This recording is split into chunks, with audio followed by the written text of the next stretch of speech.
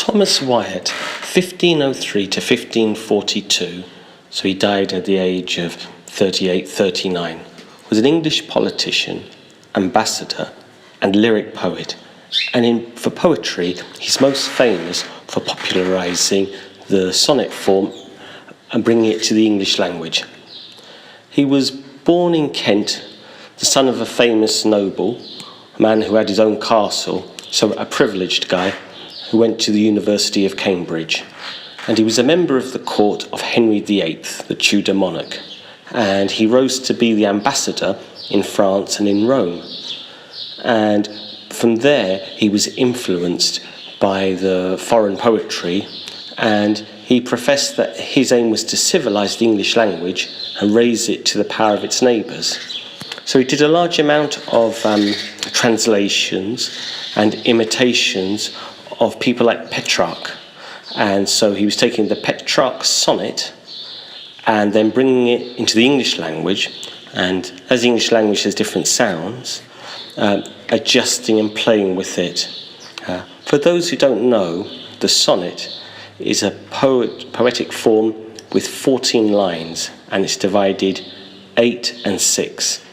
The first 8 lines set up a problem or whatever's moving the person or object or thing, and then it's resolved with a different rhyming pattern in the final 6 lines.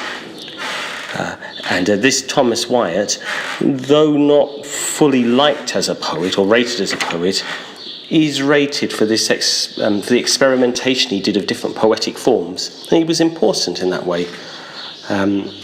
He's also linked with Henry VIII's second wife, Anne Boleyn, and he was actually imprisoned in the Tower of London for about a month, saying that he had had an affair with her, and some other people who had been accused of that were killed, and of course Anne Boleyn herself was killed, so he was in a risky situation.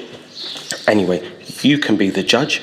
We have here one of his sonnets. Wyatt, the lover she with, how he is forsaken of such as he sometime enjoyed. They flee from me, that sometime did me seek, with naked foot stalking within my chamber. Once have I seen them gentle, tame, and meek, that now are wild, and do not once remember. That sometime they have put themselves in danger, to take bread at my hand, and now they range, busily seeking in continual change.